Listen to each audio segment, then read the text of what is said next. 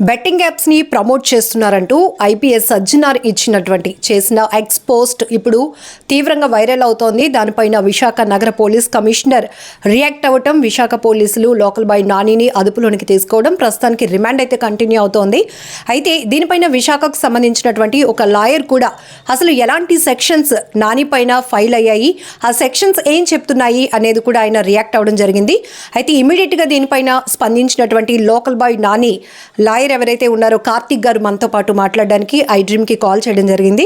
So present అయితే ఆయన కాల్లో అవైలబుల్ గా ఉన్నారు. అసలు ఆయన ఏం చెప్పాలనుకుంటున్నారు, ఇప్పుడు నాని పైన పోలీసులు పెట్టినటువంటి సెక్షన్స్ దీనిపైన ఎలా రియాక్ట్ అవుతారు లాయర్ గారు కూడా చూద్దాం. కార్తిక్ గారు చెప్పండి సార్.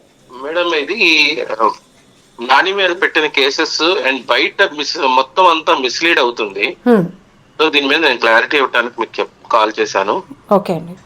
నాని మీద పెట్టిన సెక్షన్స్ 111 సబ్ క్లాస్ 2 బిఎన్ఎస్ అండి, అండ్ 112 ఆఫ్ సబ్ క్లాస్ 1 అండి బిఎన్ఎస్. ఇది కూడా ఇంకోటి ఏంటంటే 318 of sub class 4, next 319 sub class 2, ఇంకోటి 46, next read with 61 of 2 of BNS act అండి, next section 66C and D of IT act అండి, okay, and 3 and 4 of gaming act అండి. yes Andhra Pradesh gaming act.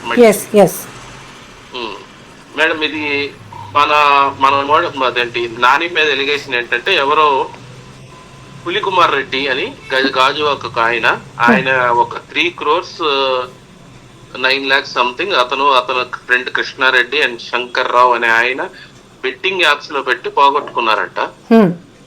అలాంటి ఏ bettings అంటే డఫా bet, 1x bet, పరి match etcetera చాలా ఉన్నాయి, almost ఒక 10-15 apps. So recent గా ఐపీఎస్ సజ్జనార్ అనే ఆయన నాని ప్రమోట్ చేసిన ఒక పాత వీడియో, మరి ఆయనకి ఎవరు సెండ్ చేశారో తెలీదు, అది ఆయన ఎక్స్ అకౌంట్ లో పెట్టుకున్నాడు. ఓకే, దానికి ఇమీడియట్ గా నాని కూడా ఫోన్ చేసి, నాకు అది పాత వీడియో అండి, నాకు ఇది ఇల్లీగల్ అని మాకు ఐడియా లేదు, ఎందుకంటే ఆల్రెడీ ధోని, అదర్ పెద్ద సెలబ్రిటీస్, కోహ్లీ గాని, ఇంకా రీసెంట్ గా విజయ్ దేవరకొండ, వీళ్ళందరూ కూడా చేసిన ప్రమోషన్స్ ఉన్నాయి.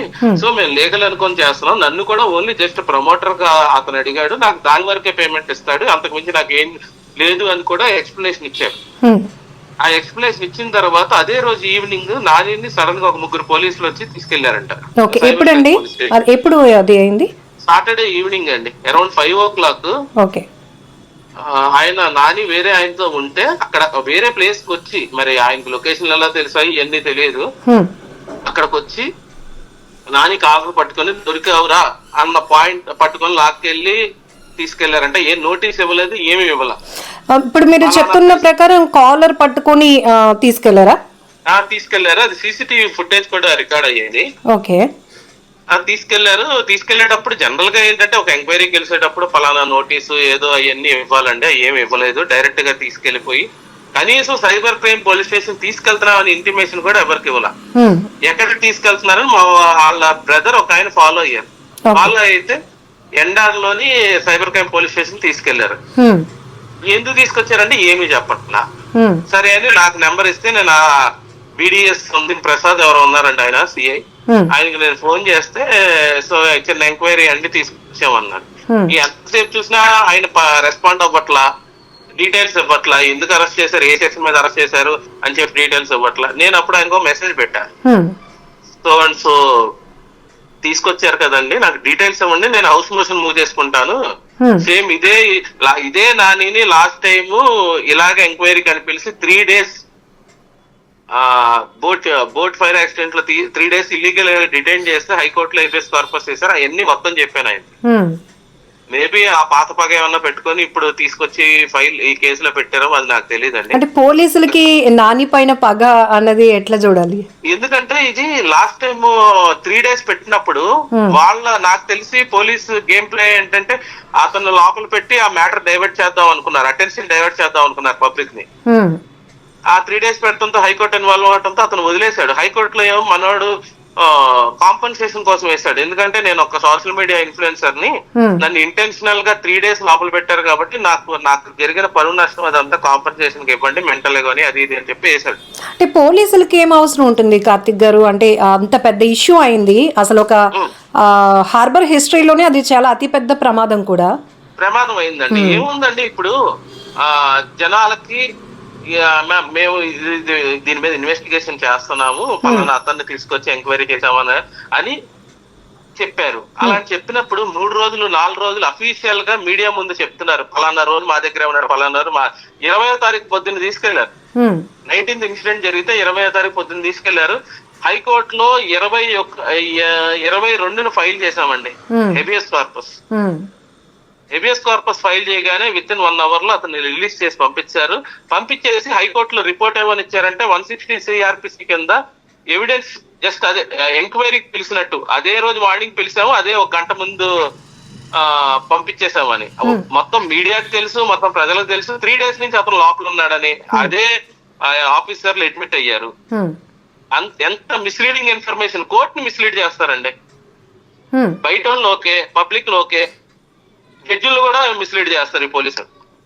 లాస్ట్ టైం ఆ ఇన్సిడెంట్ జరిగింది, అది పక్కన పెడితే ఇప్పుడు ఆల్ ఆఫ్ సడన్ గా ఒక తెలంగాణకు సంబంధించిన క్యాడర్ ఒక IPS ఆయన ఎక్స్ అకౌంట్ లో ఆయన పెట్టుకుంటే వీళ్ళకి అప్పటి వరకు తెలియదండి. ఆయన ఏపీ డీజీపీ గారికి అలాగే విశాఖ నగర పోలీస్ కమిషనర్ గారికి ట్యాగ్ చేశారు. మీకు 2020లో ఒక అమెండ్మెంట్ వచ్చిందండి గేమింగ్ యాక్ట్ లో ఒక అమెండ్మెంట్ వచ్చినప్పుడు దాంట్లోని 132 వెబ్సైట్స్ బ్లాక్ చేశారు.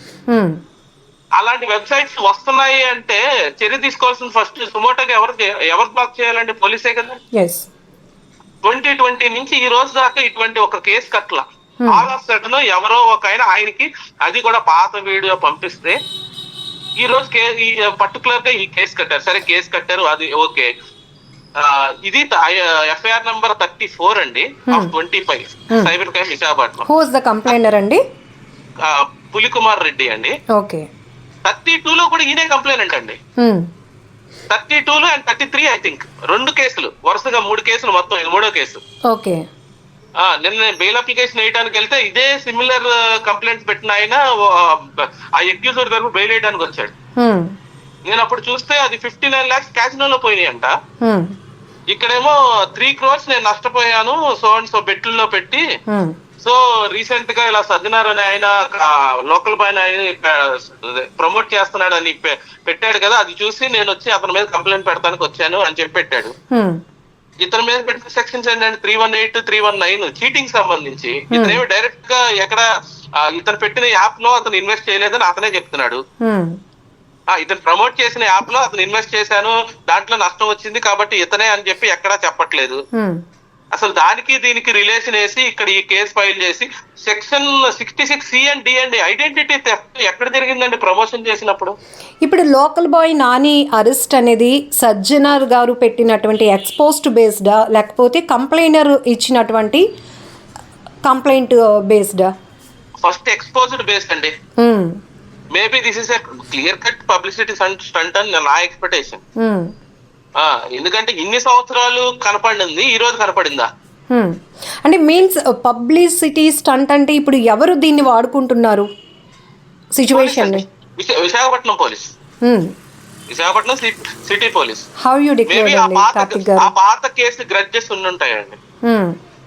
మమ్మల్ని ఇంత డ్యామేజ్ చేశాడు పాత రోజులు అంటే వీళ్ళు డ్యామేజ్ చేయటం అండి. ఒక పర్సన్ రైట్స్ అన్ని డిప్రూవ్ చేసి 3 రోజులు డిటెన్షన్ చేసి వాళ్ళ మీద మేము కేసులు కట్టకూడదా? హైకోర్టులో కేసు కంప్లైంట్ పెట్టకూడదు ఒకటి. ఇప్పుడు ఐటీ యాక్ట్ కూడా ఒకటి ఫైల్ అయింది కదా 66C 66D. అవును మేడం, అవును మేడం. ఇది ఎందుకు అంటారు? 66C అనేది ఐడెంటిటీ థెఫ్ట్ అండి. 1 second అండి, అది ఓపెన్ చేస్తున్నాను. జూన్లో నేను నాగూర్ బాబు అనే అడ్వకేట్ ఇద్దరం కలిసి ఒక రిప్రజెంటేషన్ చేసామండి. స్టేట్ గవర్నమెంట్ లో ఫస్ట్ మేము చీఫ్ సెక్రటరీ గారికి, ఐటీ డిపార్ట్మెంట్ కి, స్పోర్ట్స్ సంబంధించిన వాళ్ళకి, నెక్స్ట్ DGP గారికి, పోలీసు మొత్తం హోమ్ డిపార్ట్మెంట్ కి వీళ్ళందరికీ రిప్రజెంటేషన్ చేసాం. So and so bettings block చేయకపోవడం వల్ల కొత్త యాప్స్ వస్తానే ఉన్నాయి, మీరు దాని మీద ఏమి యాక్షన్ తీసుకుంటున్నారంటే ఈ రోజు దాకా RTI చేసామండి. మాకు అసలు రిప్లై ఇవ్వలేదు. కనీసం అక్నాలజ్మెంట్స్ ఒక 3-4 రిటర్న్ వచ్చినాయి. ఈ రోజు దాకా ఎవరో దాని గురించి లేదు. All of sudden 46 red with వేశారు కదా, గ్రూప్ ఆఫ్ పీపుల్ అంటే ఏమైనా ఇట్లాంటి చీటింగ్ వ్యవహారాలు కానీ ఇట్లాంటివి చేస్తే అది ఉంటుంది అంటే ఇందులో పర్టికులర్గా నాని ఒక్కరేనా లేకపోతే నాని ఏదో గ్రూప్ తో కలిసి A1 అనే పెట్టారండి, A1 అనే పెట్టారు. మరి 46 ఎందుకు వచ్చింది? ఒక్క నిమిషం అండి. 46 ఎబేటర్ అంటే నాని అదే మిగతా వాళ్ళు ఎవరున్నా అందరికి అదే అంటే ఈయన చెప్తున్నాడు కదా, ఈ అఫైర్స్ చేయండి అని చెప్పి ప్రమోట్ చేస్తున్నాడు కదా, అది ఎబేటింగ్ టైప్. ఓకే.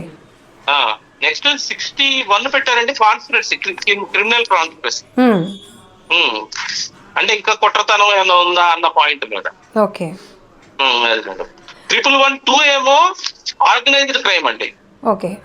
బిఎన్ఎస్ వచ్చిన తర్వాత దాంట్లో ఒకటి పెట్టారు ఏమనంటే సైబర్ క్రైమ్ అనేది ఇన్క్లూడ్ చేశారండి.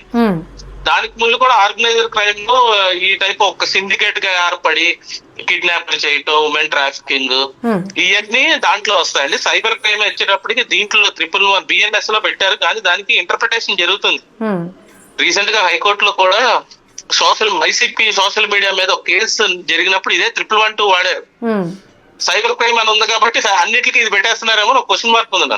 అంటే ఇప్పుడు ఈ టోటల్ ఎపిసోడ్ ని లోకల్ బాయ్ నాని వెసెస్ చెప్పండి. ఇప్పుడు ఈ టోటల్ ఎపిసోడ్ ని లోకల్ బాయ్ నాని వెసెస్ ఎవరిని అని చెప్పాలి, అసలు ఎవరి మీద? నాకున్న ఐడియా ప్రకారం local boy Nani versus Visakhapatnam city police అనుకుంటున్నానండి. దిస్ నథింగ్ బట్ అది ఏదో పాత చేశాడు కాబట్టి ఇతని మీద రివెంజ్ తీర్చుకోవాలి, ఇతన్ని వ్యాక్ చేయాలి అని పర్టికులర్ గా వచ్చింది. ఎందుకంటే తెలంగాణలో భయ్యా సన్నీ యాదవ్ అనే అతని పేరు మీద వీళ్ళు పెట్టారు, ఈయన సజ్జనర్ అనే ఆయన పెట్టాడు ఫస్ట్. ఈ రోజు తెలంగాణ గవర్నమెంట్ పట్టించుకోవాలి, ఎందుకంటే అవన్నీ పాత వీడియోలో వాళ్ళకే తెలుసు, ప్రజెంట్ ఎవరో చేయట్లా. ఆల్ ఆఫ్ సడన్ గా ఈయన నాని ఒక్కడ కనపడి నాని వీడియో ఆయన దగ్గరికి ఎవరు పంపించారు అనేది కాన్స్పిరసీ. అర్థమైందండి? సో ఫైనల్లీ కార్తిక్ గారు, ఇప్పుడు మీరు ఐ డ్రీమ్ ఛానల్ నుంచి ఏం చెప్పాలనుకుంటున్నారు? ఇక్కడ నాని ఒక్కడే కాదు, నాని వెనకతల చాలామంది అంటే తనని ఫాలో అయిన వాళ్ళు, ఒక ఫిషర్మ్యాన్ మత్స్యకార కుటుంబం నుంచి వచ్చిన ఒక సాధారణమైన వ్యక్తి తన వీడియోల ద్వారా ఈరోజు పబ్లిక్గా ఎంతో మందిని కనెక్ట్ అయినటువంటి ఒక వ్యక్తి ఈరోజు ఇన్ఫ్లుయెన్సర్గా మారాడు. తనపైన ఇన్ని ఎలిగేషన్స్ వస్తున్నప్పుడు తను ఫాలో అయ్యే వాళ్ళు కూడా చాలా సఫర్ అవుతున్నారు, ఇబ్బంది పడుతున్నారు. నాని ఇలాంటి వాడు కాదు అనుకున్న వాళ్ళు కొంతమంది ఉన్నారు. బట్ అఫ్ కోర్స్ ఇక్కడ ఎవిడెన్స్ వీడియో ఉంది, బెట్టింగ్ యాప్ ప్రమోట్ చేసింది ఎవరైనా, అది ఏ స్థాయి వ్యక్తి అయినా కూడా తప్పే, ఖచ్చితంగా దానికి శిక్ష పడాల్సిందే. కాకపోతే ఇక్కడ ఇన్ని ఎలిగేషన్స్ అవుతున్నాయి కదా, సో ఫైనల్లీ మీరు ఏం చెప్పాలి అనుకుంటున్నారు? మేడం, నాని అనే పర్సన్ అతను హీ నాట్ ఎన్ ఎడ్యుకేటెడ్ అండి ఫస్ట్ ఆఫ్ ఆల్. మన ఇంకొక ప్రాబ్లం ఏంటంటే మన సొసైటీలో అవేర్నెస్ లేదు లీగల్ గా. ఎవరు చేయాలి? పోలీస్ చేయాలి. బాబు పలానా లీగల్ హెల్మెట్ పెట్టుకోండి అని పోర్టులు పెడుతున్నారు కదా, సేమ్ ఈ బెట్టింగ్ యాప్స్ ఆడకూడదు అని ఇప్పుడు వచ్చింది. అది ఇప్పుడు ఇక్కడ చిన్న ప్రాబ్లం ఏంటంటే నాని అసలు అంటే మీకున్న నాలెడ్జ్ నాని ఎంత చదువుకున్నాడండి? Second class yes. కాకపోతే అదే పర్టికులర్ వీడియోలో ఇప్పుడు సజ్జనర్ గారు ఎక్స్లో పోస్ట్ చేసిన వీడియోలో అది అఫ్కోర్స్ నాని కూడా తన అఫీషియల్ పేజెస్లో అప్లోడ్ చేశాడు. తను ఒక ల్యాప్టాప్ ముందును పెట్టుకొని తన గేమ్ జస్ట్ అతను ఆడుతూ ఉండగానే తన వైఫ్ వచ్చి షాపింగ్కి ఒక 30K అడిగితే నేను జస్ట్ ఇప్పుడే గేమ్ ఆడుతున్నాను ఇట్లా ఎట్లా చూడొచ్చు? కాదండి, ఒక హీరో ఉంటాడు, హీరో సినిమాలో డైరెక్టర్ చెప్పినట్టు ఎక్కడి నుంచో దూకుతాడు, అది నిజంగా దూకినట్ట. అది వాళ్ళ ప్రొఫెషన్, అంటే వాళ్ళ స్టంట్స్ ఇవన్నీ మనకు తెలుసు. స్టంట్ మ్యాన్ ఉంటాడు చూసారా, సేమ్ సిమిలర్ గా ఒక ప్రమోటర్ వస్తాడండి, ఆడొచ్చి పలానా ల్యాప్టాప్ లో ఇదంతా ముందు ఒక వీడియో మొత్తం చేసేసి ఉంటది, ఊరికే వీళ్ళు ల్యాప్టాప్ పెట్టుకొని చదివినట్టు అది చెప్పినట్టు ఉంటది. ఆ వీడియో చూపించేసి ఏంటంటే వాళ్ళకి కావాల్సింది ఏంటి, వాళ్ళ ప్రొడక్ట్ ప్రమోట్ అవటం. అంటే ఇది వన్ కైండ్ ఆఫ్ యాక్టింగ్ అంటారు. అంతే. ఇది నథింగ్ బట్ యాక్టింగ్ అండి, ఇంకేముంటది దీంట్లో. ఇప్పుడు వాళ్ళు యాక్ట్ చేసినందుకే డబ్బులు ఇచ్చేది. ఇప్పుడు నాని ప్రమోషన్ చేసింది ఒకటే కాదు కదా, ఒకసారి హెయిర్ ది చేశాడు, అది చేశాడు. ఇప్పుడు ఆ హెయిర్ దగ్గర ఏదైనా ఇల్లీగల్ ఇష్యూ వచ్చింది అనుకోండి, ఆ సెలూన్ లో నాని తీసుకెళ్ళి అరెస్ట్ చేస్తారా? మీరు ఇప్పుడు వీళ్ళు కరెక్ట్ గా జనాలందరికి అవేర్నెస్ తెచ్చి తర్వాత ఒక ఛాన్స్ ఇచ్చి ఇదో జరిగింది, ఇది జరిగింది, 2020లో అమెండ్మెంట్ తెచ్చారు అని మొత్తం వీళ్ళకి ఒక అవేర్నెస్ తీసుకొచ్చి ఆపి అప్పుడు చెయ్యాలండి.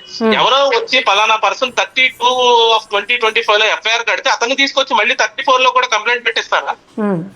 ఇప్పుడు దీన్ని ఎట్లా ఫేస్ చేయబోతున్నారు కార్తిక్ గారు? ఫేస్ చేయడానికి ఏమీ లేదు మేడం. ఇది ఫస్ట్ ఆఫ్ ఆల్ అది ముందు అసలు ఈ సెక్షన్స్ నానికి అప్లికబుల్ కాదు. అదే మాది గ్రౌండ్, ఇంకేమీ లేదు. నెక్స్ట్ మటుకి అంటే నేను ఆ 32/2025 కంప్లైంట్ కూడా తెప్పించుకున్నాను. ఎందుకంటే నిన్న వేరే అడ్వకేట్ వస్తే ఆయన దగ్గర నేను తీసుకున్నాను.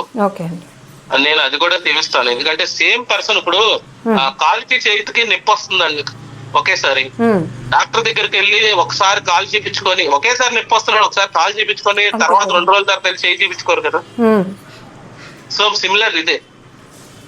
సో ఇప్పుడు 2 కేసులు మీకు ఒక ఛాలెంజ్, 32/2025, 34/2025. అది వేరే అడ్వకేట్ చూస్తున్నారు. ఆయన కూడా అప్లై చేశారు. సేమ్ అండి. అంటే ఇప్పుడు ఇక్కడ ప్రాబ్లం ఎక్కడ వచ్చిందంటే రిమాండ్ చేసే టైంలో వీళ్ళు పోలీసులు తీసుకొచ్చేసి డాక్యుమెంట్స్ మాకు లేట్ ఇవ్వటం అదొక ప్రాబ్లం అయిపోతుందండి. మేము ప్రాపర్ గా డాక్యుమెంటేషన్ చేసుకోవాలి కోర్టులో. ఇది అసలు దీంట్లో ఏం కాన్స్పిరసీ ఉందో నాకు అర్థం కాలేదు. నేను పొద్దున్న ముందు రోజు నైట్ నుంచి అడుగుతున్నాను. నెక్స్ట్ డే 11ంటికి ఇచ్చారండి. ఆ రిమాండ్ రిపోర్ట్ మీద సంతకం పెట్టేటప్పుడు టైం కూడా వేయించారు. నెక్స్ట్ డే 11 o'clock ఇచ్చారు. 11:15కి జడ్జి ముందు పెట్టారండి. నేను ఆ 15 minutes లో ఏం రెడీ చేసుకోమను డాక్యుమెంట్స్, ఏం చెప్పను. నేను ఫస్ట్ పేజ్ లో చూసి అసలు దీనికి దానికి ఏం సంబంధం అని చెప్పి అక్కడ ఉన్న ఎస్ఐ ఒక ఆయన వస్తే ఆయన అడిగేశాను, ఏంటండి ఏం కడతామండి, ఏం కేసులు కడతామండి, ఈ లెక్కన కేసు ఎవరి మీదైనా కట్టచ్చు కదా స్టేట్ లో, ఇంకేముంది, ఇంకా మీరు నైట్ నుంచి మార్నింగ్ లోపల ఇన్వెస్టిగేషన్ చేసేసి విట్నెస్లు మొత్తం అయిపోయి మీరు తీసుకొచ్చేసారా? నేను అదే అడిగాను. ఇప్పుడు ఇక్కడ కంప్లైనర్ ఇంటెన్షన్, ఉద్దేశం ఏమైనా ఉంది అంటారా? కంప్లైంట్ ఉద్దేశం ఏం చెప్పలేకపోతున్నాం అండి. నిజంగానే అతనికి సొసైటీ మీద అంత ఉంటే యువసామరెడ్డి రవి అనే ఒక ఆయన ఆల్మోస్ట్ ఒక 7-8 months నుంచి బెట్టింగ్ మీద బీభత్సంగా ఫైట్ చేస్తున్నాడు. అగ్రెసివ్ ఫైట్ చేశారు. అతని మీద దగ్గర 6-7 కేసులు పడ్డాయి. ఇతనితో పాటు సేమ్ నాగూర్ బాబు అని హైదరాబాద్ లో ఉంటారు, ఆయన కూడా ఈవెన్ మోస్ట్ ఆఫ్ చాలా ఛానల్స్ కూడా తిరిగారు. మేము ఆంధ్రాలో పిల్లేద్దాం, తెలంగాణలో యువసామరెడ్డి రవి వేస్తాడంటే ఆంధ్రాలో మాకు ఈ రోజు దాకా పర్సన్ దొరకలేదు. ఈయనేమన్నా రెడీ అని అంటే ఈయన రెడీ కాదంట. అలా ఉందండి. మరి ఇప్పుడు ఈ కంప్లైంట్ ఎలా వస్తుందండి? అదే పిల్లేస్తే అందరి దగ్గర ఇప్పుడు లా అనేది ప్రాపర్ గా ఎన్ఫోర్స్ అయ్యి అందరినీ ఆపుతారు, ఎవరు చేయకుండా ఆపుతారు. ఒక ఊర్లో ఒక స్టేషన్ లో కంప్లైంట్ పెడితే ఏమొస్తుంది ఎవరికి తెలుస్తుంది? ఓపెన్ గా చెప్పాలంటే అది ఆ సేమ్ సిమిలర్ కంప్లైంట్ 2 సార్లు ఒకేసారి పెడతారా? అది ఒకే స్టేషన్ లో పక్క నెంబర్లు సేమ్ కంప్లైంట్. అది మేడం. థ్యాంక్ యూ కార్తిక్ గారు. అంటే మీ ఎక్స్ప్లెనేషన్ కూడా ఇమీడియట్గా రెస్పాండ్ అయినందుకు 29 minutes 35 seconds మొత్తం టోటల్. అసలు నాని పైన ఎలాంటి సెక్షన్స్ ఫైల్ అయ్యాయి, అసలు పోలీసులు ఎలాంటి సెక్షన్స్ ఫైల్ చేశారు, దాన్ని మేము ఎట్లా డిఫెన్స్ చేయబోతున్నాం, ఇవన్నీ కూడా నాని తరపు లాయర్ కార్తిక్ గారు కూడా మనకు ఐడ్రీమ్ ద్వారా ఎక్స్ప్లెయిన్ చేయడం జరిగింది.